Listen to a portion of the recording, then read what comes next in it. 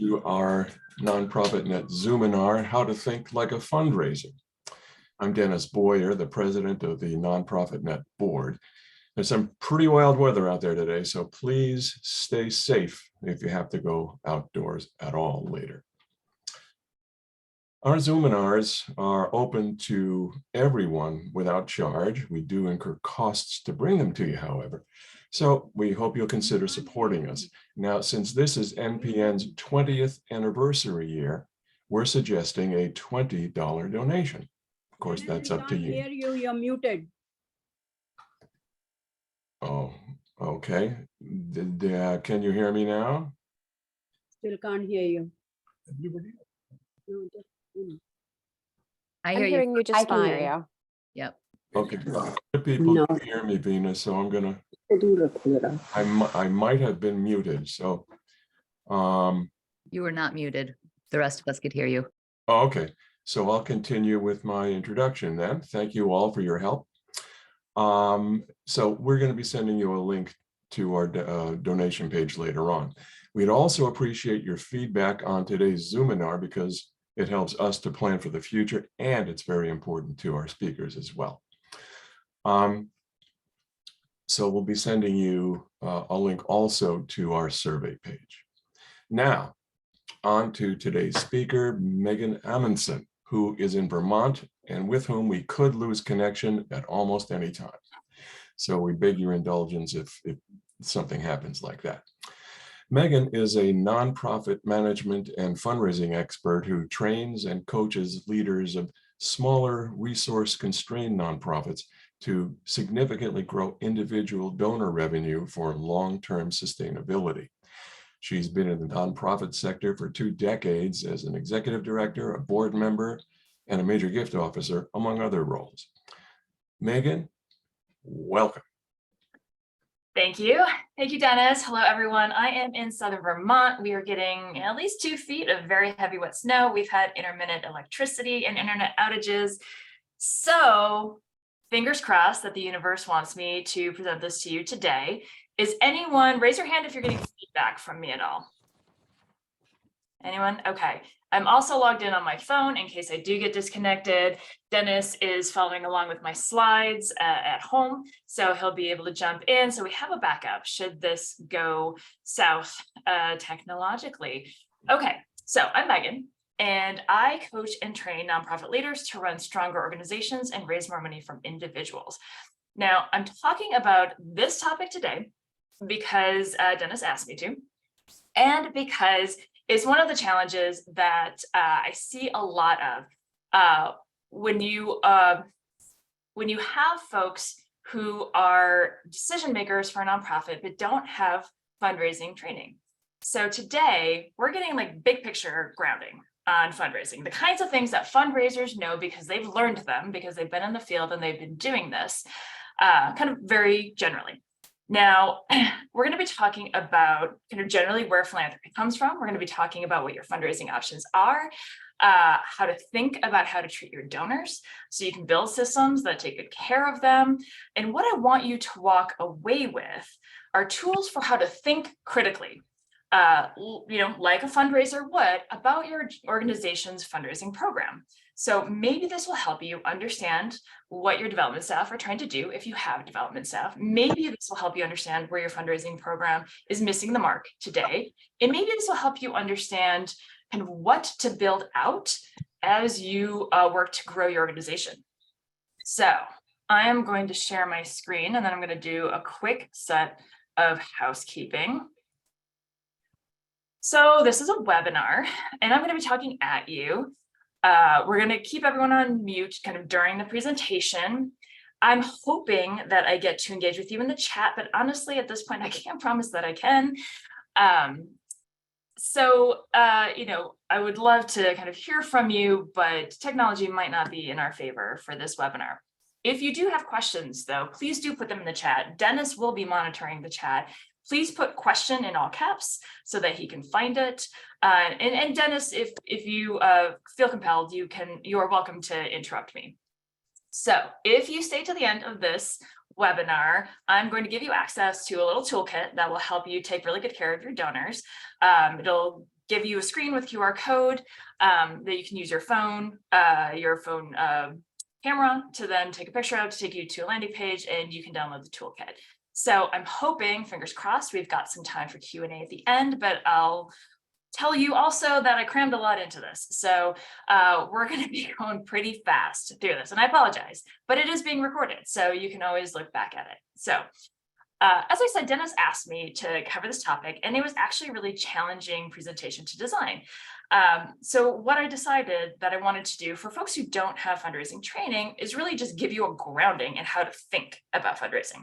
So most executive directors, and that was true of me when I became an executive director, and most board members don't have professional training in fundraising, but fundraising is a professional skill. So people who don't have professional background in fundraising tend to have a lot of misconceptions about what fundraising is and what it looks like, simply because they haven't been taught. So if you haven't been taught it, you can't possibly know it. But having people who don't understand fundraising, making really big picture decisions about fundraising programs, might not be setting your organization up for success. And all of us want you to be successful. But because we have limited time today, we're staying really high level. I'm talking about how to think about fundraising. I'm not talking about how to execute fundraising. So I want to be really clear on the distinction. So in this webinar, I want to answer kind of 3 big picture questions. And all of you are going to walk away with different answers to these questions, because this is pretty individualized to your organization, right? I want you thinking about, where should your philanthropy be coming from for your organization? What fundraising methods should you be prioritizing and testing, because fundraising is all about testing and seeing what actually has return. And how do you keep donors? If you're going to work this hard to bring the money in, you should be working just as hard, if not harder, to keep the donors who come to you, because it takes so much effort to acquire them. So I'm going to go through a lot of pros and cons of different fundraising methods. And I want to be really clear also that the list of my pros and cons, they are not comprehensive.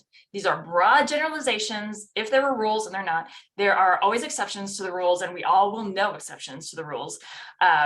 And reasonable people can disagree about what I'm saying here. So, all I'm saying is this is my opinion. I do have a lot of background in this, and I'm going to talk about what some other consultants I know kind of think about this, and some experience that I've had in the field. So my goal, to give you a sense of how to think about prioritizing your fundraising methods and testing. So let me see if I can actually get to the chat. Okay, so here's a question for you. Where does philanthropy come from? So this is a pie chart from Giving USA from their 2022 report. There's one place where philanthropy comes from that is the bulk of where philanthropy comes from. So I want you to type in the chat, where do you think most philanthropy comes from? Because I'm really curious. All right, we've got individual donors, community, IG. Nikki, I don't know what IG. Individual donors, major gifts, corporation.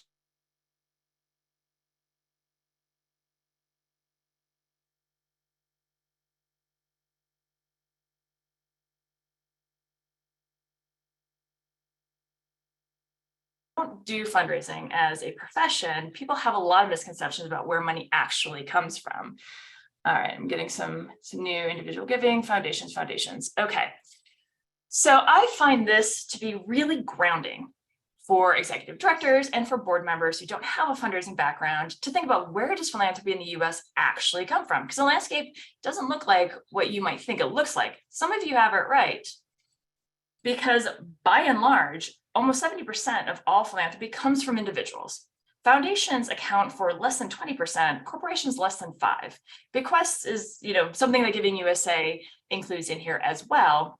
But, the total amounts of what comes from each of these sectors might change from year to year, but the proportion of total giving doesn't vary that much. 2 years ago, individuals gave 69%, foundations gave 17%, corporations gave 5%, right? Like from year to year, the proportion doesn't change. So as you're thinking about where philanthropy comes from, I want you to be grounded in kind of, where does philanthropy actually come from in our country? So one of the goals in fundraising is really diversifying your revenue.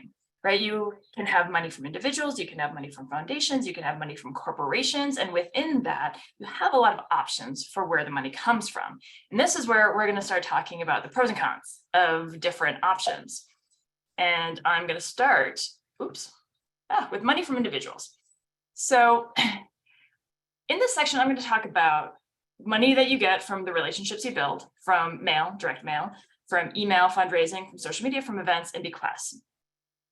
So when you look at this list, I want you to type in the chat, what method of fundraising brings in the most money of the things that I have in this list, and why? I'm going to look a little bit. Oh, and Laura asked where family foundations fall. They fall in foundations, although it depends actually on how it's structured. So it can actually kind of fall in both. Relationships, mail, relationships. Okay, so I have this in the order of return on investment for your organization. And I'm going to talk a little bit about why that is, but some of this may actually surprise you and some of it may be a little controversial, and that's cool, because what I'm really doing is challenging you to kind of think about where the money could come from and what it takes to raise it. So relationships are right. Relationships, some consider that major gifts. Don't worry if you haven't defined major gifts. It's an internal designation. Donor relationships are the relationships you build with your top donors. It is the highest return on investment for time spent per gift. Some statistics quote a 300% return on investment. Honestly, I don't know where that statistic comes from, but it's kind of true to my experience. So I threw it in here anyway. So let's talk really quickly about the pros and cons of building relationships.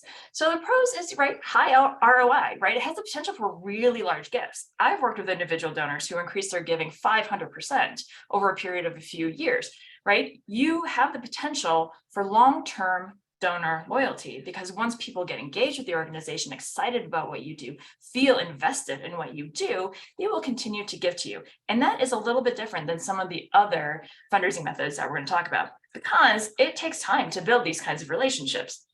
If you start building a relationship with your major donors or with someone you think should be a major donor, you're still looking at 18 to 24 months to really build up that relationship.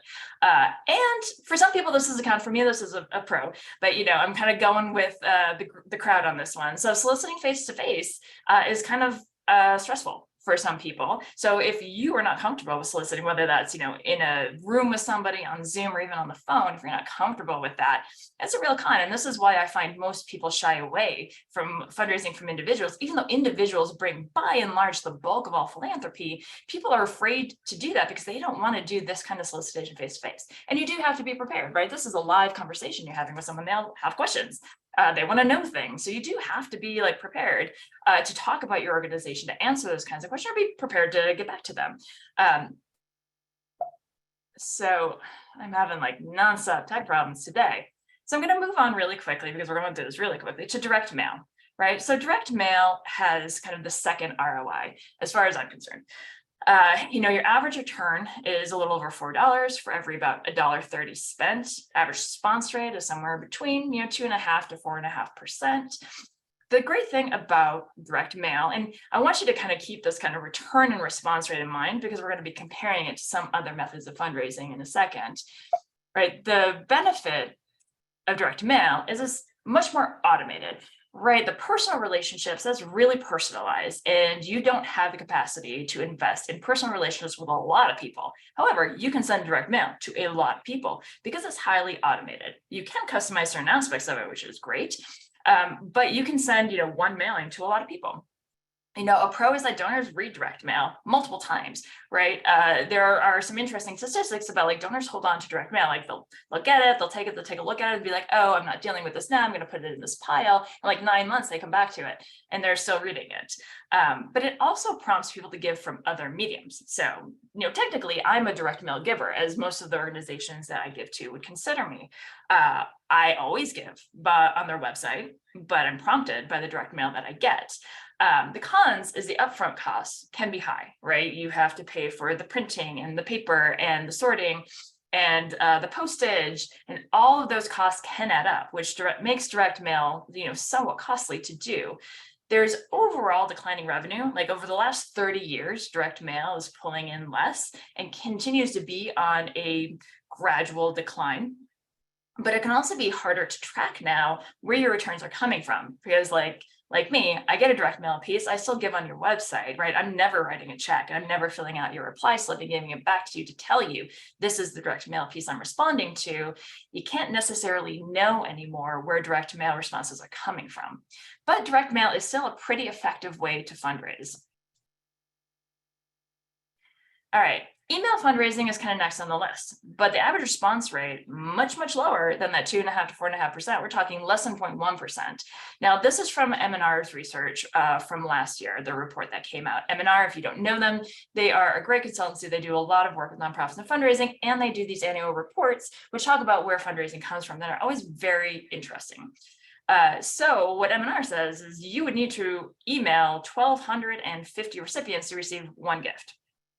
Right. So while email fundraising has increased over time, it has also kind of decreased over time. Now, remember 10 years ago, everyone was thinking, oh, email is the silver bullet. We're going to do all of our fundraising via email. But when you look at this kind of response rate, clearly email is not the silver bullet.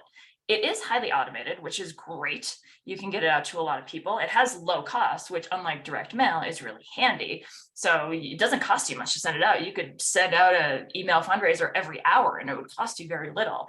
It's super easy to send and it's easy to track. It takes a little work on the back end, but you can tell exactly what people are clicking on and where people are clicking from to give to you online. The cons are it's a really low response rate, right? You have to have a really massive email list or a well-cultivated, responsive email list to be actually making money off of email fundraising. And the average gift amounts are actually lower because we've been trained to give less on email. So while you might get a 3-figure gift from direct mail, and in fact, that might be closer to an average size on email, you're getting a $25 gift, a $50 gift. You're not getting 3-figure gifts via email, or you're not getting them frequently. And we have been well trained to give low dollar gifts via email. And so email is seen as how you actually reach low dollar donors. Social media is next up. Now, there's no real comprehensive data on the effectiveness of social media. M&R's report really dug into Facebook fundraising specifically, but I work with clients who get gifts from Instagram, who get gifts from Twitter.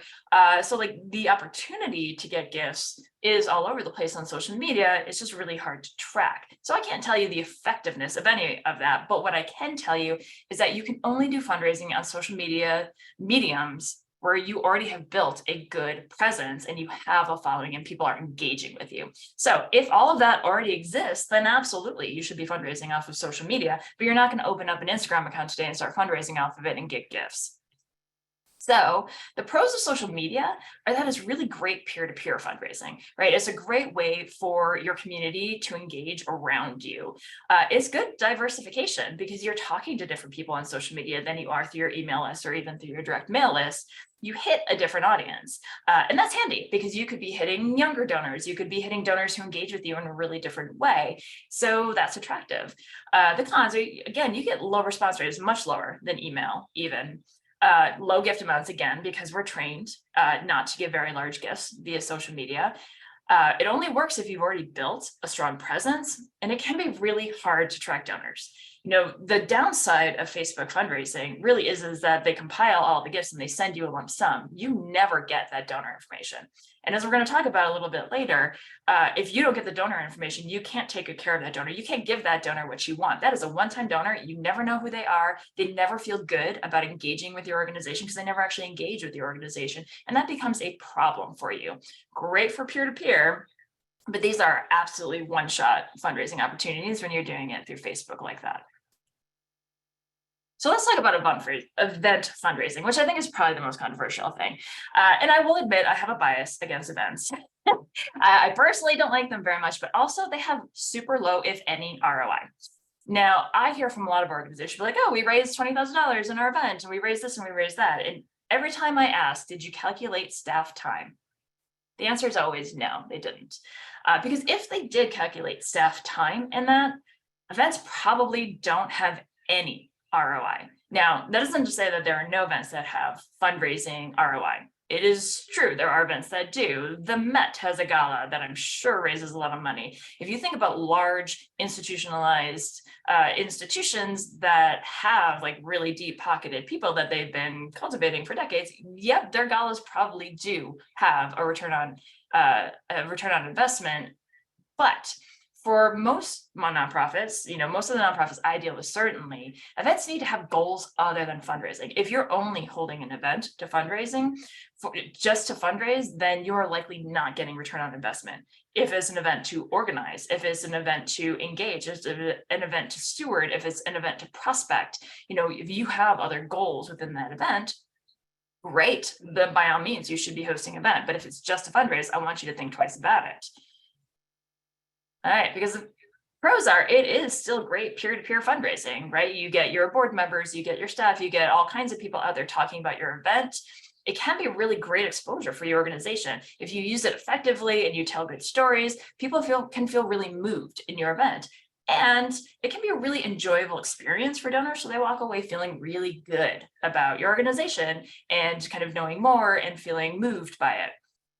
However, it is so staff and volunteer intensive that unless you are really clear on your other goals, you're likely not hitting any fundraising goals through it. They're also expensive, just kind of upfront. Even before you start calculating time into that, you've got, space and tables and linens and food and drinks and kind of all the things that start to add up really fast. So they have a lot of upfront costs. And with events, small mistakes can cause really big problems in the experience, right? Like you have a miscommunication with your caterer. Suddenly your folks aren't having that enjoyable experience. They're not walking away feeling really warm and fuzzy about your organization. Like it's high stress, high pressure in event fundraising. And I'll admit that I worry whenever I talk about this, the first thing that most people will, comes to mind when I say, you're going to go out and do fundraising. The thing that pops to mind is, what event are we hosting? Sorry, just checking the chat. We are being recorded. And then most people think, oh, what event are we hosting? And for me, it's like, no, like, absolutely not. Like, for me, it's what a relationship are you building? And so it's controversial for me to say, like, events are not fundraising tools for you. But I did get an email from another consultant who I respect, and I'm on her email list. And last week she sent out an email about how the ROI in events isn't there. And I was like, vindicated. I'm really going to talk about this today. So think twice and think critically about your events, whether they actually raise money before you invest in events. Now, I am going to talk about bequests, right? This is a gift that comes in from somebody's will after they pass. Now, bequests can change the fortune of your organization, but you can't plan for them. So let's talk about the kind of the pros and cons of bequests, right? The pro is like, these are generally large gifts for not that much time spent, right? The average bequest is $60,000. And if you had $60,000 fall in your lap tomorrow, I think you would be pretty jazzed about that. These are unexpected windfalls, right? Which also means on the con side, like you don't get to plan for it. You don't get to budget for it. You have no idea when it's coming in. But on the pro side, like these gifts that people leave in their wills can be so much larger than the gifts that they can give in life, simply because the assets that they're distributing from their will generally aren't cash assets. So they get liquidated at some point, and suddenly, somebody who's giving you $100 a year for 20 years, who's really loyal to you, who, left you in his will and his, giant house in Newton gets liquidated, and that's a couple $1 million that they have that is getting distributed. These are big gifts. The cons is once you start talking about bequests, you're starting to weigh into estate planning. And that can be complicated. It can be complicated for your donor, and it can be complicated for your organization. So you really do have to think about how deeply are you going to dip a toe into estate planning, into planned giving for bequests. And it could be you just talk to your major donors that you build relationships with about bequests, and you leave it there. Great, that's actually a really easy thing to do. But once you start digging in, you're like, oh, are we doing trusts? Are we doing annuities? Are we doing kind of all of these things? Like it gets really complicated really fast. So you have to think about where the lines are for your organization. And because you can't budget for them, like what happens if $1 million lands in your lap? Are you starting an endowment? Are you using it in real time? Like suddenly you have great problems that you need to solve for your organization. Of what does this money do and where does it go? And donors can change their minds. And I say this not to say that donors are fickle. I say this because people do estate planning at moments in their life when their life changes, right? My first will I created when my daughter was born, not because I had assets, but because authorities needed to know where to send her. Something happened to me and my husband.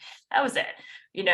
20 years later, she's launched out of the house, suddenly I have more assets. I'm not worried about where she's going to go. My estate planning is thinking really differently. I have my first grandchild, I lose a spouse, I retire, my estate planning changes in all of those moments. So even if you're having conversations with donors and they say, yep, you're in my will, we're, great, you can't actually bank on that because at any point their life circumstances could change and they will change their estate planning, which is fine. You still want to be having these conversations, but just keep that in mind. These are not fixed assets that you are nailing down when somebody says, yep, I'm going to put you in my will today. Okay, so we're going to move from individuals on to foundations. Now, foundations have, foundations is what popped up when people say, where does philanthropy come from? Is, outside of individuals, foundations is the most common because people think that foundations actually drive a lot of philanthropy. They don't, but they can give really large grants. And many people do think that foundations is where philanthropy comes from. So a lot of organizations get driven into raising money from foundations as a primary source. But foundations run very differently, and that can be a pro, it can be a con. So while some foundations can give really large gifts, some foundations give really small gifts. You have the opportunity with some foundations to build long-term relationships for ongoing giving, but a lot of foundations actually will time you out in how many gifts you can get for the same kind of program. Maybe you can only get a 1-year gift, maybe you can only get a 2-year gift, maybe only 3.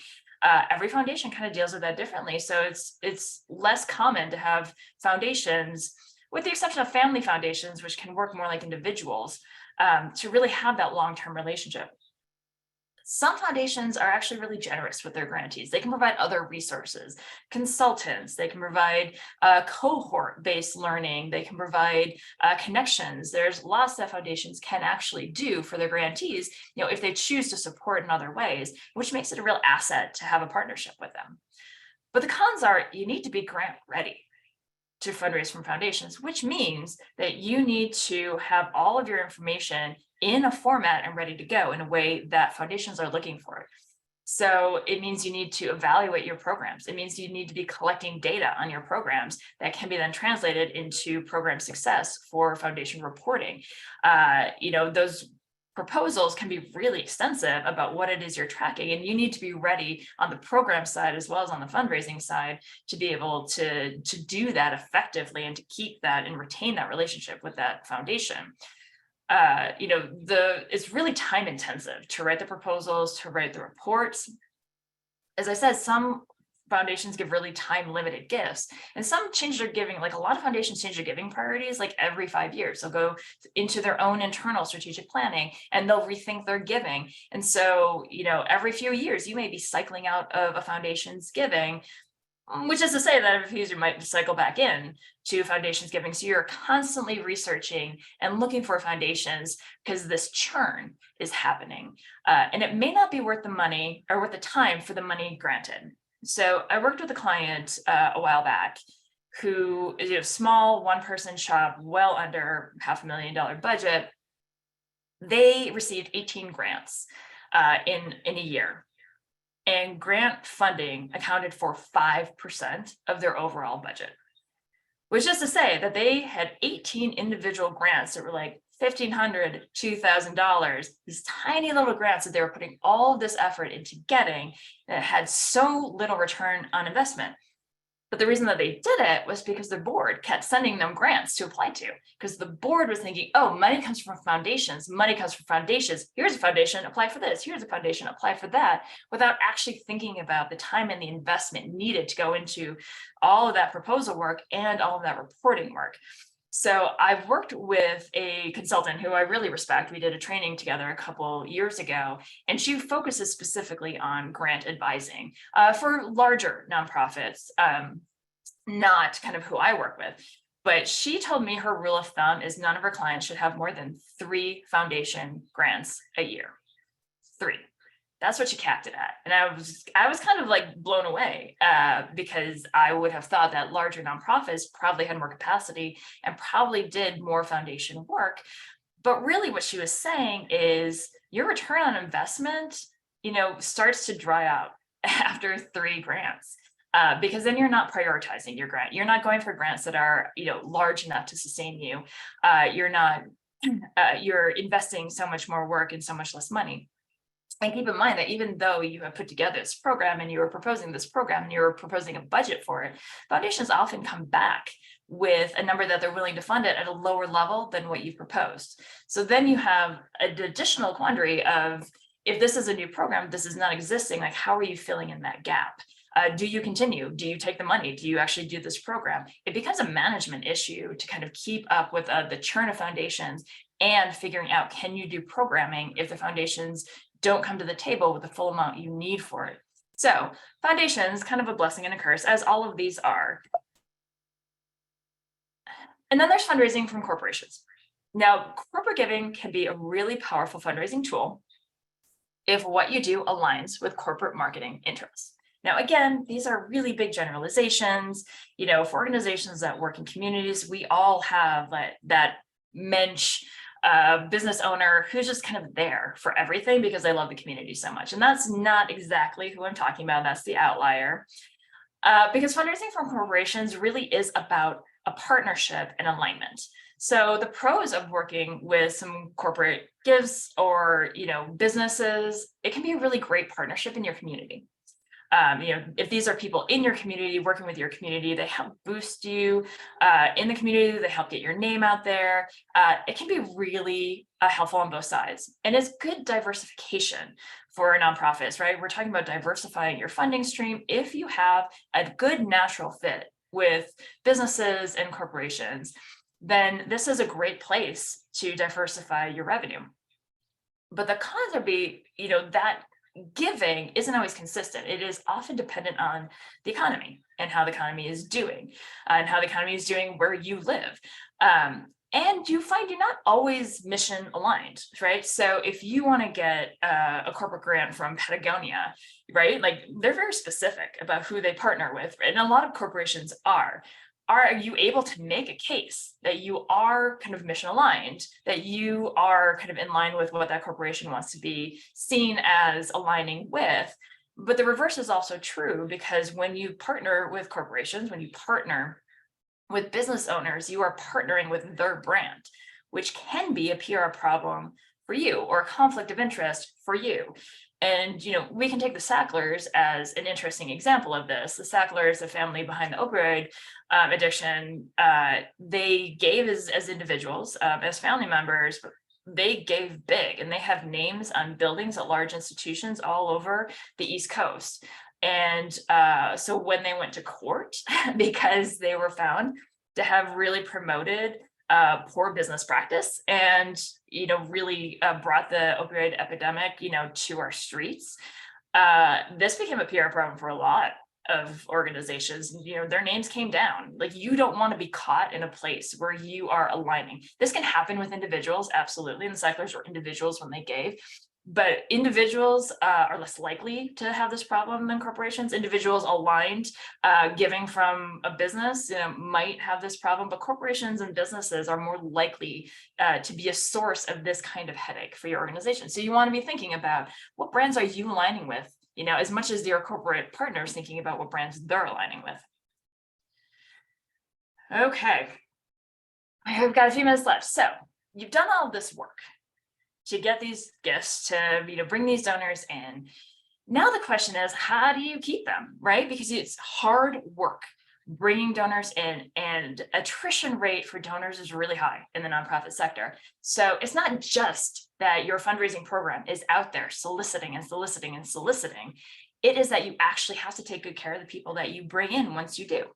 So what do donors want? What do they want from you to be to stay giving to you? The good news is we've got some data on this. We've got data about why donors leave. We've got data about why donors stay, right? Two sides of the same coin, which is super exciting because I just kind of love data. So let's go through this really quickly. For why donors leave, right? The top two are like they couldn't afford it. Others are more deserving. both of these boil down to a question of you didn't communicate your organization well enough to this donor, right? So a donor says, oh, we can't afford to give. They're probably not pulling their philanthropy entirely. They're probably pulling back their philanthropy. And if you didn't make the cut, then you should be thinking about, if you've got a lot of donors leaving because they can't afford to give to you anymore, is it because that they're narrowing their giving and you're not making the cut and there's something you should be doing to take better care of that donor? Or have you just not made a really good case for kind of what it is you do and the impact that you have? So your donor's like, oh, I gave to you, but yeah, you're not really doing that much. Where an organization over here is having all this great impact. They keep telling me about it all the time. This is a communication issue, right? Which is the next one, poor service of communication. These are all communication issues. These are communications of you not sharing with your donors the impact that they've had. Now, the next reason is that your donor died, and that's true. And maybe you got a bequest from them. That'd be great if you did, but sometimes donors just don't come back. 13% say they never got thanked for donating. And while I know that there are cases where nonprofits don't thank their donors or for a period of time get really behind in thanking donors, 13% does not tell me that many organizations are not thanking their donors. It tells me that the thank you a donor received was not a thank you. Tells me that donor received something that the organization was like, oh, we're thanking you for it. But what the donor received was, a few paragraphs about the mission of the organization and like a thank you thrown in at the bottom. And they did not feel appreciated, because the whole point of thanking a donor is for them to feel something, right? They feel appreciated. 9%, they have no memory of supporting.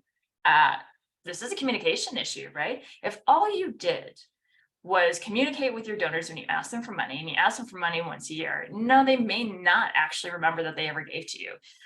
Because if you didn't keep all that communication going where you thanked them regularly and they felt appreciated for it, or you told them what impact that has, so they felt like you were deserving and this was, a good investment, they may very well absolutely forget that they gave to you at all. No info on how monies were used, 8%, right? They're not looking for any kind of chart or graph about how your monies were delivered. They're looking for impact. They gave to something because they believed in it, because they wanted to see change, because they wanted to support the community, but they have no idea if they did.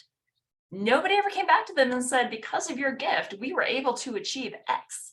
And that is also a communication failure for an organization not to be sharing that information. 5% thought the charity didn't need them, right? That's the same as others more deserving. If you haven't expressed to your donors what it is they're giving to and what impact they're having, yep, they're absolutely going to believe that you didn't need their gift in the first place. So what do donors say when they do stay, right? They perceive the organization to be effective. Here's the thing about perceiving an organization to be effective. They perceived an organization was effective because the organization told them that they were effective, right? That was just pure communication. They reported back on impact that the donor had. The donor felt good about that, right? They know what to expect with each interaction, which means that they're having interactions with an organization, and it's a good interaction. So they feel good about that. They received a timely thank you, right? They felt appreciated. They received opportunities to make their views known, and they feel like they're part of an important cause. This is about building buy-in and really cultivating those donors to have opportunities to engage with you, right? They feel his or her involvement is appreciated, right? They're thanked, but they're not just thanked when the gift comes in. They feel appreciated on an ongoing basis. And they receive info showing who's being helped, right? They see the impact, okay? Two sides of the same coin. And it really boils down to, there are three ways to keep your donors happy. You thank them, you engage them, you show them their impact. And the thanking, as I said, it doesn't just happen once a gift comes in. The thanking has to happen regularly throughout the year, as does the engagement, as does the impact reporting. Because they're not going to see every communication you send. You want to make sure that you're staying on the radar. These are the ways that you keep your donors. So I want you to be thinking about your fundraising program. If these three things are not the bulk of your fundraising program, then your fundraising program isn't set up for success. If all your fundraising program does is go out and solicit, and you're not doing these things, you're not going to keep those donors, you're going to have something like 80% churn of your donors, you're going to be fighting an uphill battle. So if the folks doing the fundraising for your organization, if you ask them what they spend their time on and they're saying this and you're thinking, whoa, we need to be asking more, I actually want you to thank them because they are doing the right thing for your organization in keeping your donors. It is much more expensive to bring more donors in, new donors in, than it is to retain the donors you have. So your fundraising program has to keep these three things at the core of what it does, and the solicitation happens around it. So did I mention the average donor retention rate? I did not. It is low though. The average donor retention rate is somewhere around 40 to 50% for an established nonprofit. For existing donors, for new donors is actually, the retention rate is much, much lower. It's like 10 to 20%. So every new donor you bring in the door, you have to work that much harder to keep. Because they're much more likely to walk away if they aren't thanked well, if they aren't engaged, and if they don't understand what impact they had with you. So thank you, Pamela, for asking that. I promised a toolkit. If you stayed with me to the end, and we are almost there, and I wanted to leave time for questions, and I have, and I'm sorry, it means I went through this really quickly. I have a little toolkit that can help you out. You can use your phone camera to get the QR code. This is a toolkit I call the Love Your Donors Toolkit. It's just ways to think about how to be thanking your donors throughout the year, because for those who don't have a fundraising background, what I'm going to tell you might blow your mind, but you should be thanking your donors like 7 times throughout the year, like a lot, for them to feel really appreciated.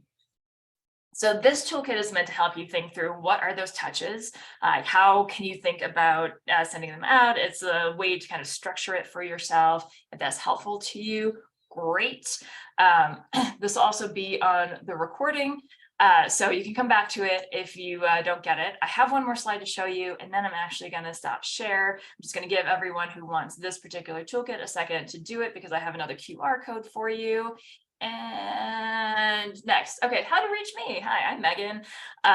This is my website. This is my email address. This is how you reach me. This QR code will take you to a page to sign up for a free monthly Zoom gathering that I host with nonprofit leaders every month. The next one is actually tomorrow at 4 p.m. Eastern time. And every month we talk about a different topic. And tomorrow we're talking about board governance. Board issues have been very popular so far this year. So if that's something that you're interested in joining, and then it is a conversation, so cameras on, mics on, if, to the best of your ability to do that. But it's kind of peer-to-peer support and something that I host. So I'm going to leave that up for another second. And then Dennis, you want to jump in with any questions that came up in the chat? Actually, you pretty much covered the ones that I've seen that have come in. There is something, it's a question just about the QR code. Yes. Did you say you're sending it, or she wasn't able to capture it? Okay. There is a PDF available of this, Dennis, that's correct? Oh, of the slides. Yes. Yes. Great. You can also get the QR code from the PDF of the slides when those go out. All right. Yeah. Honestly, that is the only so far unanswered question from the chat. So if people want to simply unmute themselves and fire away, Megan is at your disposal. All right, I did see a question come in through the chat. Let me scroll down and find it. So Erin asks a question about relationship building. Outside of generally nurturing our base, how do we get people interested and excited to have an initial conversation with us? When we ask, not many respond. All right, this is the $1 million question for every organization. And it is all about trial and error. Now, I'm going to say to you that you need to be thinking about your network, right? In concentric circles. So when you say relationships, so honestly, all of these fundraising methods depend on relationships, whether you're talking about individuals, whether you're talking about foundations, or whether you're talking about corporations. Those are all based on relationships, and relationships that you build with the decision maker that you have contact with. So when you say relationship building, are you talking about individual donors, Erin? Yes, I am. Okay. So this is a wonderful question. People always want to know, like, how do we build the base? My first question to you is actually, have you fully tapped your base to begin with? Because your best donors are your existing donors, and kind of working with them and engaging them to engage more with you and invest more with you. So the first question I always ask is, do you have a lot of donors who you don't have personal relationships with, that you probably don't know very well at all, who you should be talking to and asking if they want to give more to your organization? And the answer for most organizations is yes, right? They've got their major donor, the highest donors who they talk to a lot, and they've got some mid-level donors who they talk to sometimes, and their low donor dollars get really automated support. But those folks in the middle, have you actually talked to them? Have you identified who in there is that diamond in the rough that's just, kind of hanging out, giving you $100, $200 a year, that has the capacity to give more and has interest in your organization, but nobody's ever reached out to actually engage them with you? And then when you're thinking outside of, right, the people who are already your core, because some nonprofits are startups, right? You're not coming, to this webinar with, hundreds of people in your donor base. You've got 5 people in your donor base, and you're like, where do I find these people? You have to go through networks. So the individual connection is really important, whether that's your board, whether that's your volunteers, whether that's your own networks. You have to be an ambassador for your own organization. You have to be talking it up in all of the circles that you live in, right? Talking about, what you're proud of your organization, what kind of impact you have, who you're serving, like why you are doing this work. What is your origin story? That's the relationship building piece. And for people who lean in, right? You're having a conversation with someone, they lean in and they're like, oh, that's so interesting. Tell me more, right? Those are the people that you want to ask, hey, would you be interested in learning about giving to our organization? That's something you would like to learn more about. It's a softball question. It's an identification question, and it gives people the opportunity to opt in or opt out. But you have to be out kind of in the world just having these conversations. If you're like at random events and you're talking to people about, the exciting work your organization's doing, you got to read the body language. So is that helpful? Very helpful, even down to the question you ask, where you say, are you interested, want to learn about giving to our organization? I think sometimes how do we structure even the ask is confusing. Well, I'll tell you, Erin, it took me 6 years to come up with that question. 6 years of fumbling before that became clear. Karen, I'm going to come back to you in a second. We've got another question in the chat.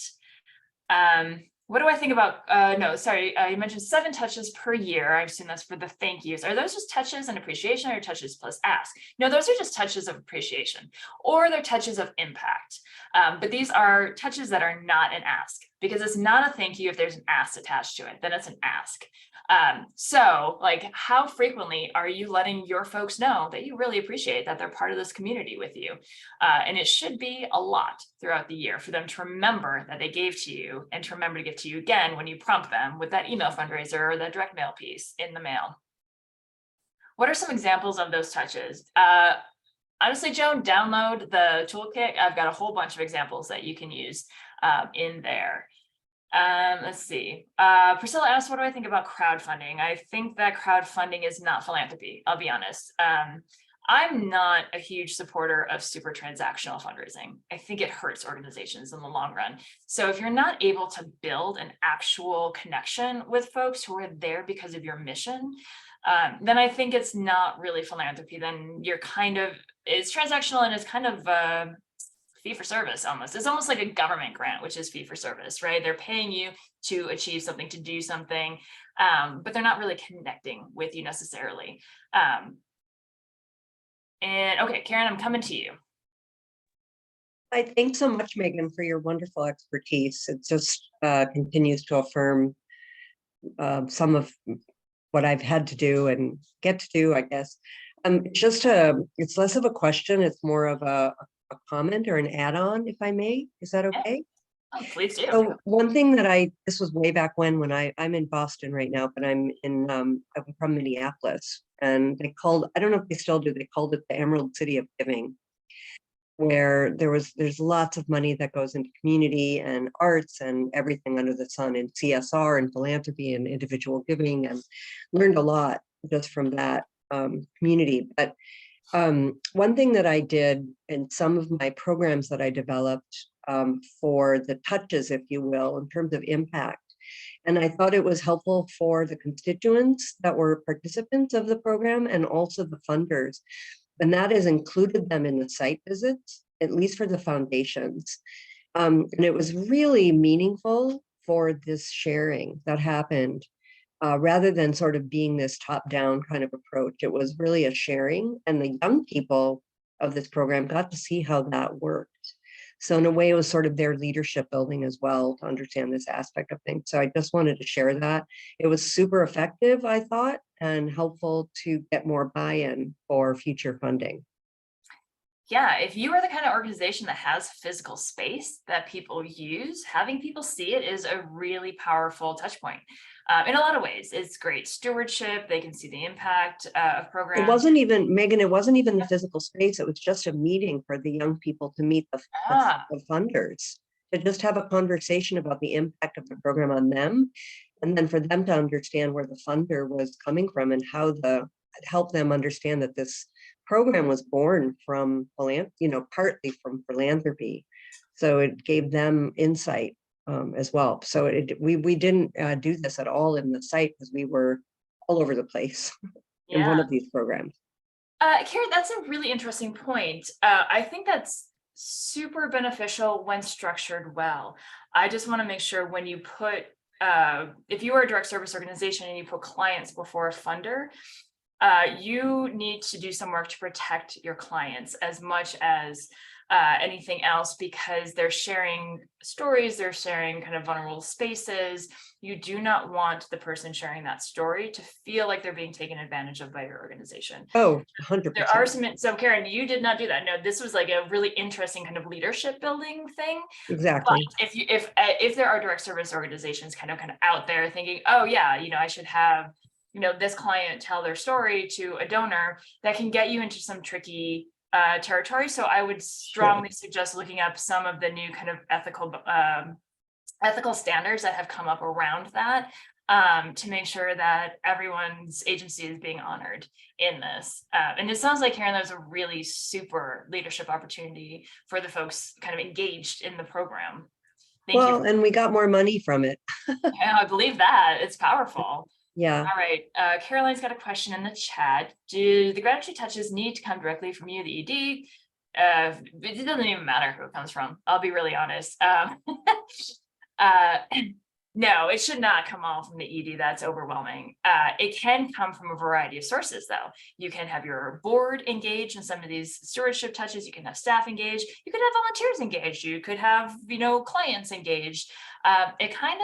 You can shake it up. I don't know that the messenger always matters. It is definitely helpful for board members to be doing this work because donors feel the weight of that authority reaching out to them in the appreciation that they feel, right? Somebody who sits on a board of the organization took the time to reach out and thank them, and they feel they get a really good warm feeling from that, which is a little different than a staff person reaching out, because the staff person is paid to do that. So kind of keep that in mind, that there's some dynamics, but that does not mean that every touch has to come from a certain person within your organization. Feel free to shake it up, delegate. By all means, please delegate. All right. Any other questions? Yeah, can I ask Megan? This is Veena. So you mentioned, and some other people also mentioned, like for large donors, I know a relationship is really important, but the impact of the organization and sharing that impact, is it enough that you share it when you have like an annual event and those donors are invited to the event? Or should I have like a meeting with them separately and then try to explain, the impact that we're having for the organization and their donation, what kind of an impact their donation is having? Yeah, so if you're building a relationship with some of your biggest donors, you should be having these kinds of meetings when you can get them. And you should be explaining impact in every meeting. The impact should be woven into so much of your comms. It should be going out via email to your email list. It should be, if you have folks who only hear from you by mail, like honestly, like in a perfect world, you'd be sending out kind of little impact reports by mail. It's certainly, one of the tactics that I use at some of the organizations that I ran when I had fundraising staff kind of really rebuilding fundraising programs, is we leaned hard into the stewardship and this impact reporting. And holy cow, people responded really strongly to it. So I say this from experience, like nobody's going to remember the details of the impact. And I will say that as well. You can ask someone, oh, did you get this? Did you get the thing I sent you about the X number of, people who did the X number of things? And they'll be like, I have no idea what you're talking about. But if you ask them, do they feel that you're impactful? They will say yes. Because what they got was the gist of your impact, not the details of it. But if you're constantly reminding them that you're impactful, then as donors, they feel they're giving to an organization that has impact. Yeah, so honest. should they be getting this via direct mail, or email is good enough? Because I know our organization send a lot of emails and they send them reports, but sometimes those reports can be pretty long and they get a lot of emails, so they can ignore them. Yeah, so here's what I'm going to say. Your impact reporting should be super brief. Assume that people are going to scan it. In a perfect world, they're kind of graphic, right? The graphic helps tell the story, so they're looking at it. They don't have to read it. This is not a report. This is not like a white paper, right? This is not a block of text. You're not doing a program evaluation too. You're doing a really simple, we did this work, we achieved this thing. If you mail it, it's a one pager, right? If you email it, it's a one-page PDF. But I would say meet your donors where they are. So however it is you normally engage with them should be how they're getting this material. So me, like back in the day, most of my donors heard from me by mail. So we sent it by mail. I mean, people got it by email too, but as you say, like they didn't engage with us so much by email. So we didn't do it. And sometimes we posted on social media, but we didn't necessarily have great engagement on social media either. So I couldn't say who saw it. But I would send it all and mail these out. So we released these a few times a year, and they were like kind of graphic, nicely printed things that we did because people engaged with us via mail. And I knew that our donors, got our mail and saw our mail and responded to our mail.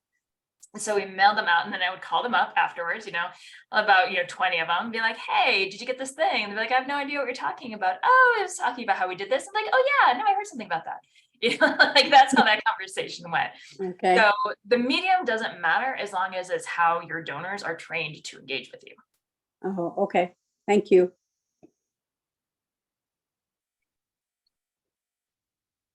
All right, Dennis, I think we're on time. Oh, that's amazing. That's amazing. Thank you so much, Megan. This is almost like that, old tale about the post office. Neither snow nor rain nor dark of night will stop them from getting the mail through.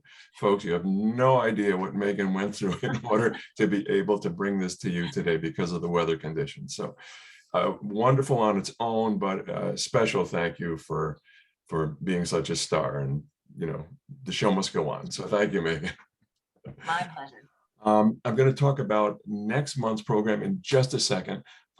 Remember that NPN's Zoominars are open to everyone without charge. It's your support that helps us do that.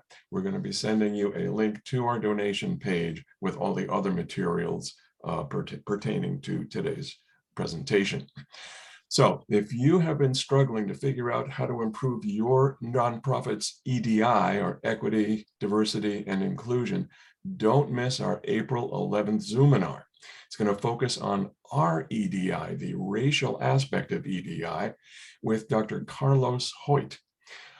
In his research, writing, his teaching, Dr. Hoyt provides consultation and training on social identity, social bias, and social justice to educational institutions, nonprofits, government, and other organizations that want to optimize their inclusivity efforts and outcomes. So that's Tuesday, April 11th from 1 to 2 p.m. We will see you then. Thanks, everybody, and have a good afternoon. Bye-bye. Thank you. Bye-bye. Thank you.